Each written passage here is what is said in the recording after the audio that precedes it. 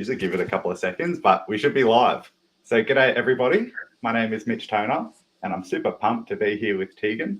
Tegan, would you like to say g'day? G'day. Thanks for joining us. And of course, I'm super excited to have you on the podcast today, or the LinkedIn Live, whichever one you want to call it. But yeah, these are great times to just catch up with leaders in our community, understand who they are, what they do, and how they might be able to support us as well. So without talking too much, I'd like to pass it over to Tegan. And if you'd like to get us started, maybe share a little bit about, your career history. I just had a technical issue. My volume took over. Sorry, I'll ask that question again. Would you like to start us off with, a little bit about your career history, how you got started in your own business? Yeah, for sure. So, g'day. Thanks for having me. Incredibly nervous, but trying to put myself out there and do things that terrify me for the concept of growth. So, thank you for pushing, I think. Me as a business owner, history. Okay, so I've worked across lots of different industries, both non-for-profit and commercial, in things like event management, hospitality, marketing, communications, public relations, merchandising, all different things. They're all very people-based careers where you have to be really good at interacting and networking, and it's definitely one of my thriving areas. I know a lot of people find it quite daunting, and I can appreciate that aspect, but I froth over it. I love interacting with people, and I love the challenge of a networking event and getting to know new people. I set myself my own targets in my head. Love that. I have worked since I was 15, I think. So I haven't ever not worked. I've had some maternity leave where I've had humans, but otherwise. What was your first job? My favorite. No, your first job. My favorite job. No, first job. What was your first job? Oh, my first job. Sorry, your audio cut out there. My first job was working as a baker at Muffin Break Glendale. Well, there you go. Don't worry, I started at the Gateshead Tavern, so we weren't too far from each other. Okay, cool. I loved it, and it was great, but my husband always complained about how I would come home smelling of like stale coffee and stale like muffins, because you've baked all day and then you put the smell of sweat in there as well. It was delightful.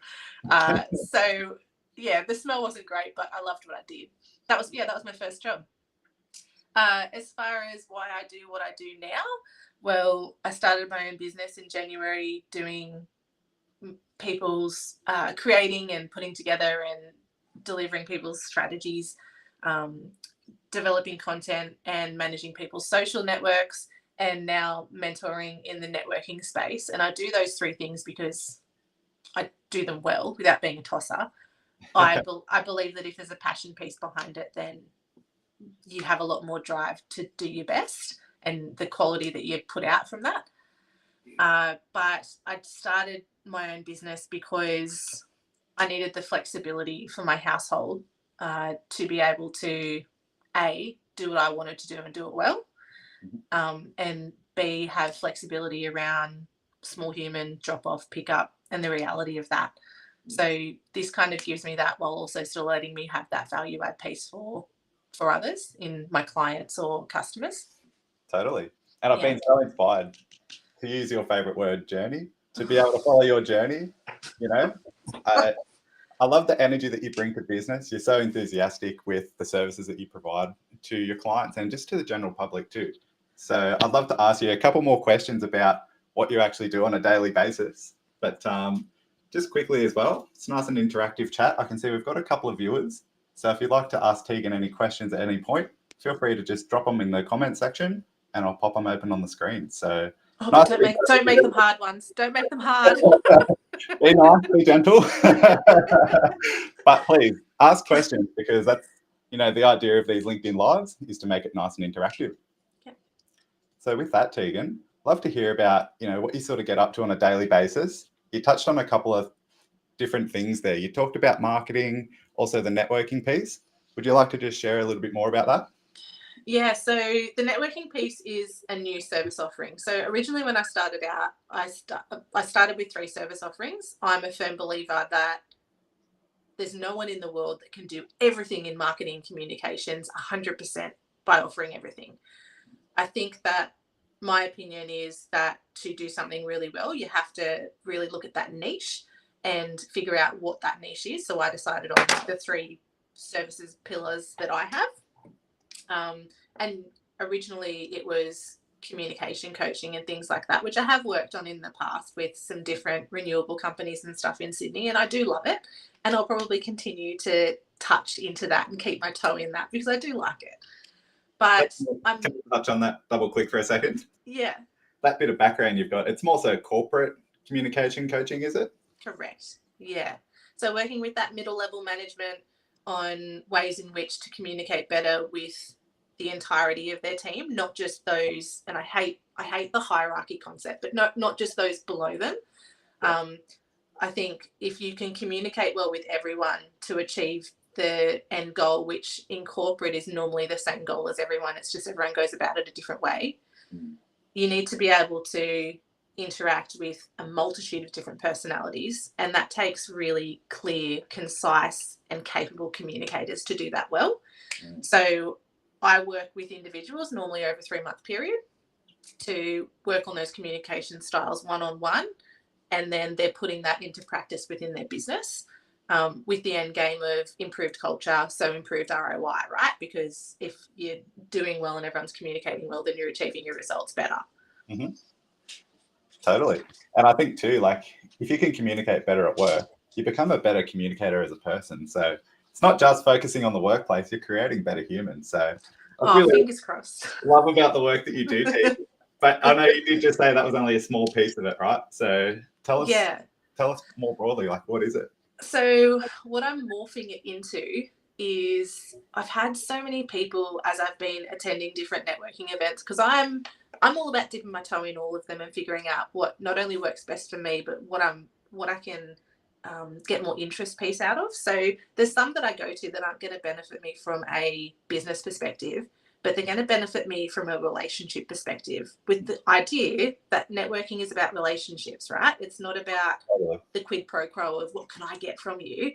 It should be about what can you give to that person. And then if you get something back, that's awesome. But let's look about the relationship impact that you can build from it instead. So in helping those that perhaps haven't networked before, new to the commercial or corporate space, or even non-for-profit for that matter.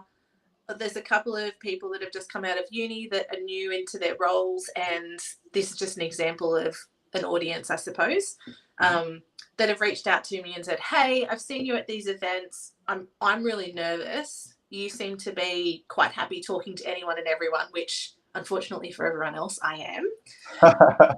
And can you come with me? Can you hold my hand for the first one because it's a bit daunting and I'm a bit scared? Or can you give me some tips on how I can open up those conversations? Or can you tell me what I should put on my LinkedIn? Or just different things like that, to be able to give them those stepping stones, because it's terrifying, right? You remember the first one, Mitch, surely. What was your first networking event? Yep, my first networking event was actually when I sort of got pushed into a role at a previous at a previous job. I got pushed into a role where I was employed as a lead technician, but they wanted me to go out and do sales development. Right. And so actually the first networking event I went to was a BNI meeting. And was it really? At Sunrise's Black Butt. I remember it very distinctly. I walked in. I didn't want to be there to begin with. And I was anxious, completely nervous and frazzled, right? And I walk in and the room was very big and there were a few small groups sort of closed off and they didn't look very approachable. Yeah. And it was horrifying. I actually thought, ugh, I'm going to turn around and walk out. This is not for me. I'm gone. Yeah. You can't make me. And it was just that, flood or fright. It was that fright and I wanted to run. But I remember very clearly it took someone to turn around and, reach out and say, come over. His name is Phil Moore. I'd love him to actually join us at the Yacht Club this Friday. Phil is a complete legend for this because in his mind, he probably did this every week, right? But for me, it was such an impact where all it took was for him to reposition his body, open the room up and say, hey, mate, come on over. He shook my hand and he didn't ask me a question straight away, but he just made me comfortable within the group so that when there was a time for me to, introduce myself, it was just really nice and natural. And, my hat goes off to Phil. Every time someone asks me about my first experience, I love to share that story because really that's what I'm passionate about too, Tegan. And I love that you're putting it forward and you're putting it out there to be able to make a difference with these people who, they may have social anxiety like I did. And, just to make it nice and practical with broken down steps of how to actually do that and get outside your comfort zone. I totally love it. And body language is such an important factor, isn't it? It's like tone of voice. I think sometimes we forget when we write all these a million emails or different LinkedIn messages or what have you, we forget that body language and tone of voice and all of those things create so much context for the message that you're giving. And I think it's really important that in those social situations when majority of people in the room, I'd say 85%, that high, are actually quite nervous there. Even if they're seasoned networkers, there's still those nerves that sit under the surface. Let's make it more comfortable for each other. And you're only going to do that if everyone's talking the same gamble of comfort, right? 100%. And do you remember your first networking experience, Tegan? My first one. I'm thinking back through my mind. You're asking my memory. I think don't hold me to it, but I believe it was when I worked for IHG. So I was working in hotels and I was working in event management. And well, this is my first corporate formal networking one. And I walked into a room and I immediately felt the love for networking. I was nervous for sure, but I thought, what's the worst that can happen? I don't meet someone new. Well, that's going to be pretty hard because it's a whole room of people. And that was back in the name tag days. Yep. And so they chucked the name tag on and I went in and I said, g'day, I'm Tegan. This is what I do. What do you do? Because I started with the age-old question because I didn't know any better. But yeah, I grew my love for it from day dot. I'd say it probably took me a year or maybe 2 years to actually warm up to it. I really had to force myself.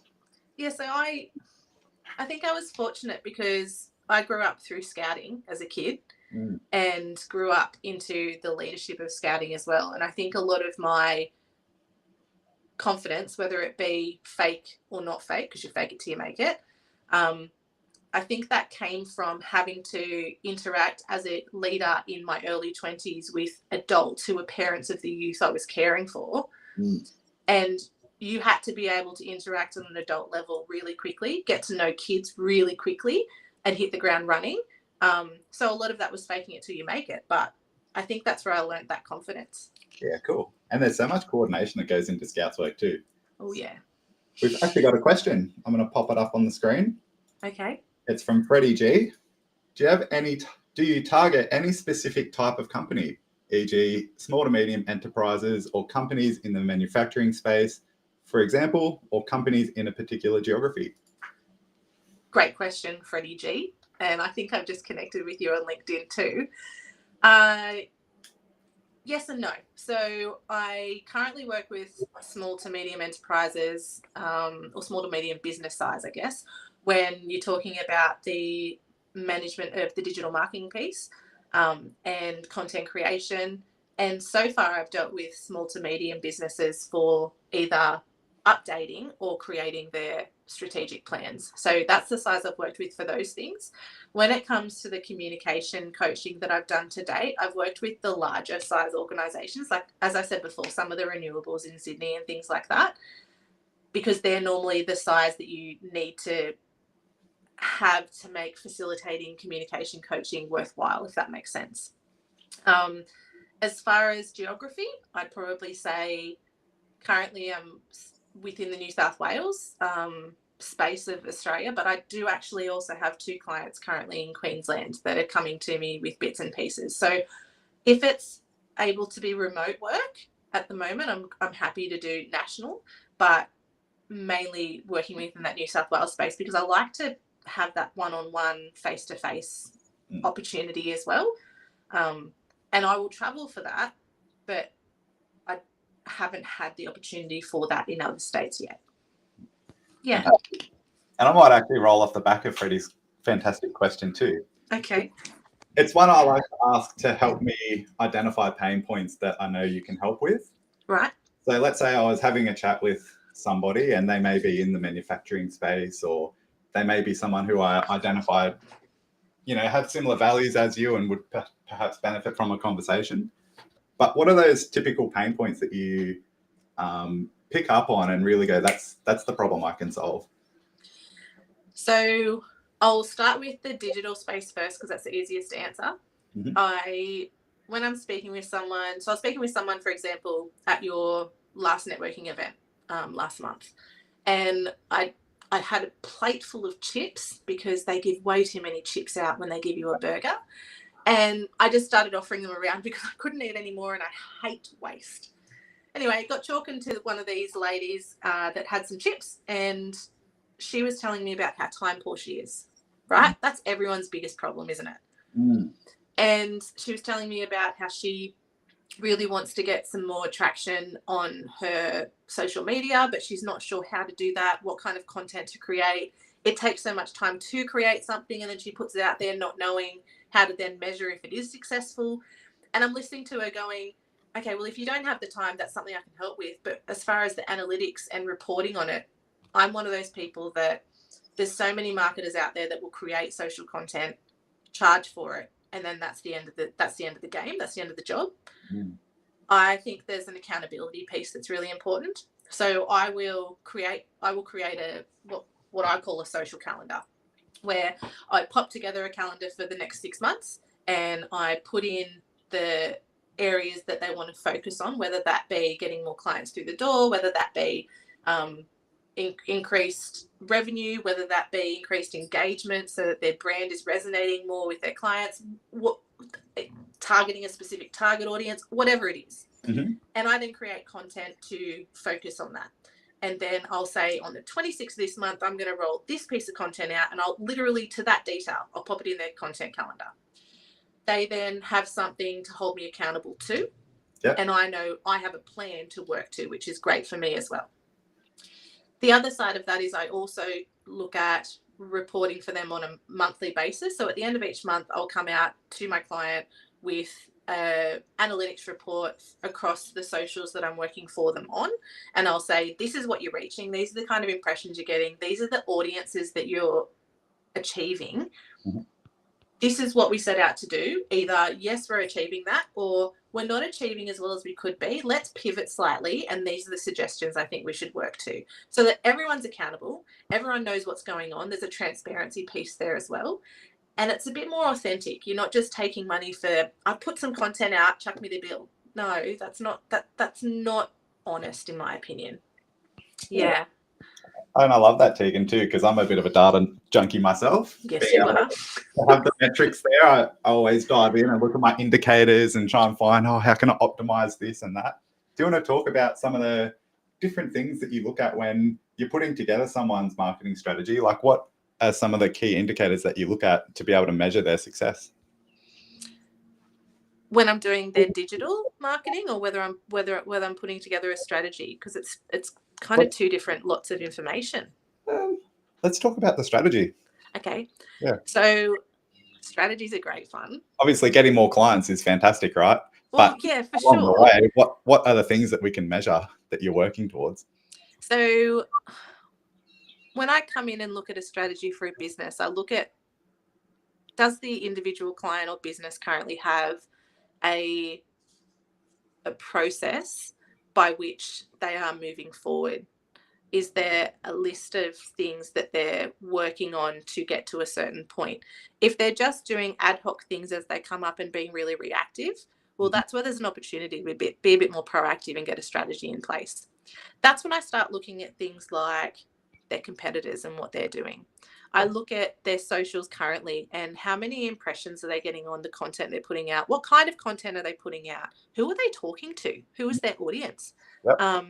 I look at whether or not the business page on Google is up to date and whether they even have one. Is it connected to their website? Do they have a website? What does their website look like? Is the content fresh and engaging? Does it align with their brand? Do they have a strong brand? Does it resonate with others? All of these kind of things. When I do a strategy, the first thing I do is a bucket load of research. Nice. And I love it. I do a massive deep dive.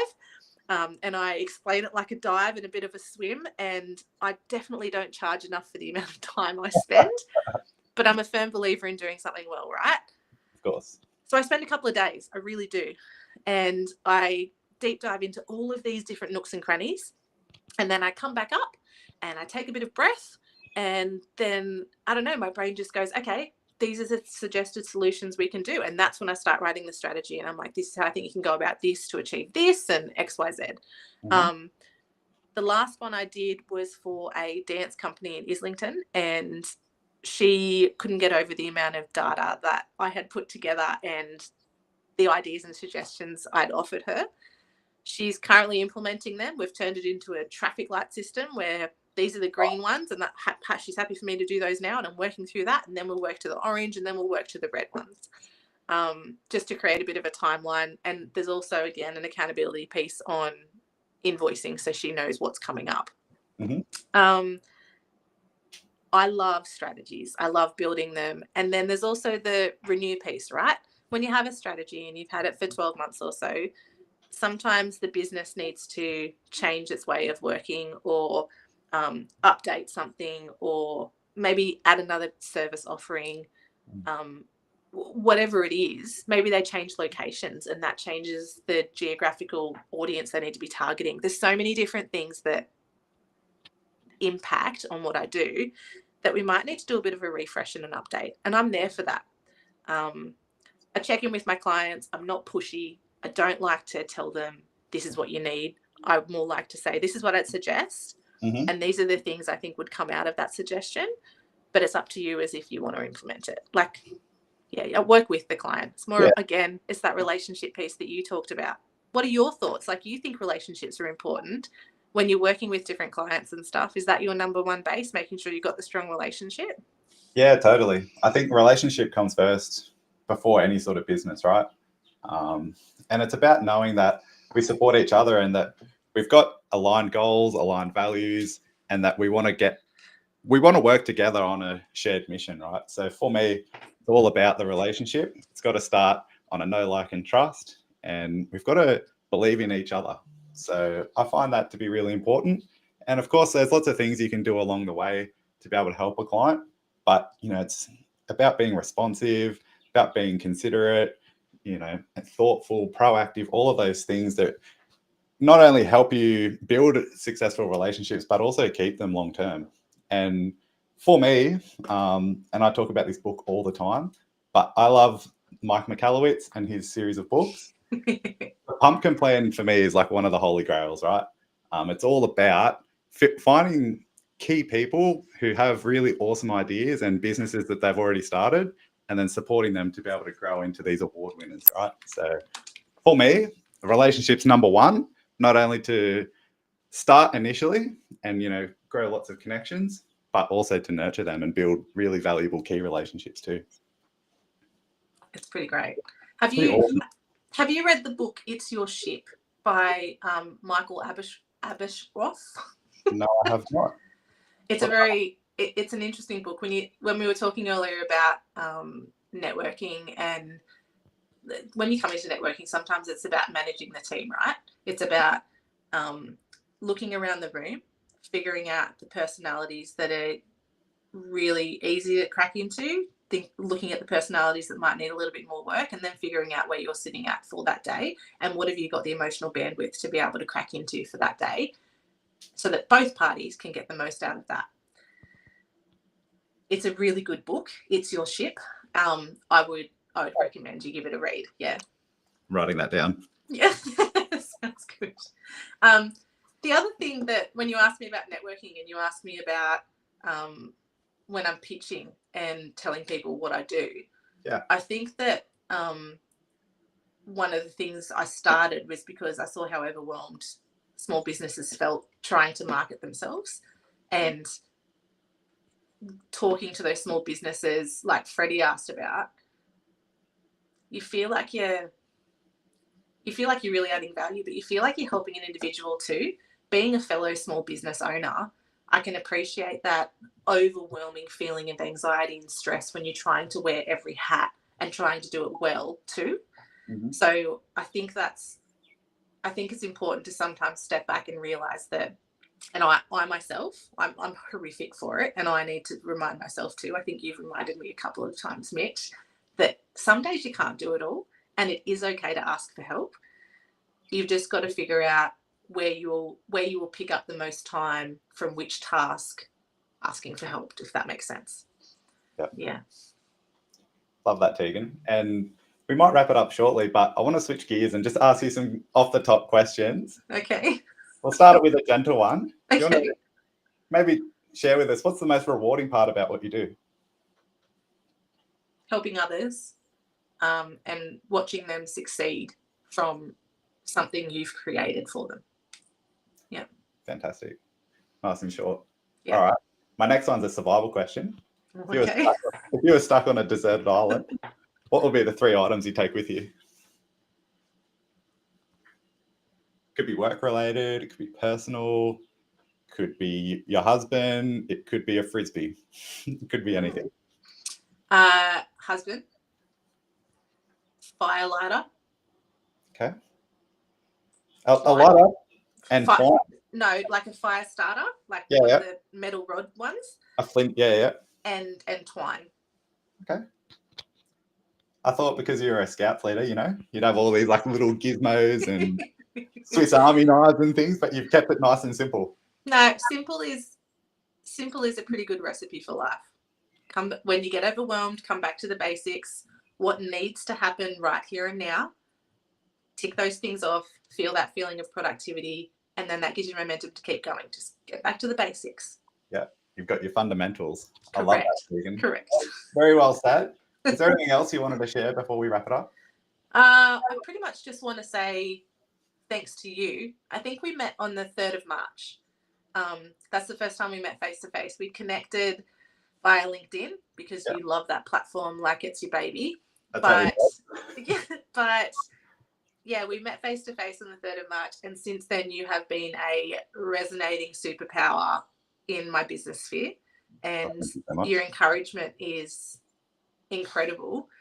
And you're one of the only people in my business world that is capable of reframing my thoughts when they get overwhelmed with stuff, and I appreciate that. Thank you for being real and genuine, because I mirror that, but I appreciate it. Oh, thank you so much, Tegan. Yeah. It's been such a joy to seriously, watch you grow and evolve. You're such a successful person in business now. Oh, fingers crossed. Being able to help people, and that's what it's all about. I love it. Quick comment from Shaz. Great live chat. Thanks for jumping in, Shaz. Great to see you. Thanks, Shaz. And Tegan, do you want to shout out, plug any resources that you've got, any social links, best ways for people to connect with you? So the best way would be LinkedIn chat. Send me a message, and we can have a chat. I will shortly be launching a website. Watch this space. I've just had that down for maintenance and things, but that'll be launching soon. And then you can start booking appointments through that. But in the interim, if you can just reach out to me on LinkedIn, that'd be fantastic. Love it. And quick plug from my side of things. I host awesome meetup events. Next one is on tomorrow night. We're on Zoom. Starts at 7 p.m. And we're hosting a little bit of a different format. So it's been really good in the events we've held so far. It's been a nice tight-knit group. And we're actually going to start facilitating little breakouts with a case study. So I'm super excited to host that tomorrow night at 7 p.m. And then also too, we're at the Newcastle Cruising Yacht Club on Friday, 1 p.m. till 4 p.m. We've got Shaz. He's going to be hosting Newcastle's biggest game of paper, scissors, rock. It's going to be a great afternoon. I'm going to win. Tegan's going to etch her name in history. I am. Yeah. And it's just a great way to come along, meet like-minded business people. You'll see me and Tegan there. It's a great way to connect. So you will indeed. Let's leave it there. Mic drop. Thanks again, Tegan. And I hope to see everyone on Friday. Thanks. I appreciate it.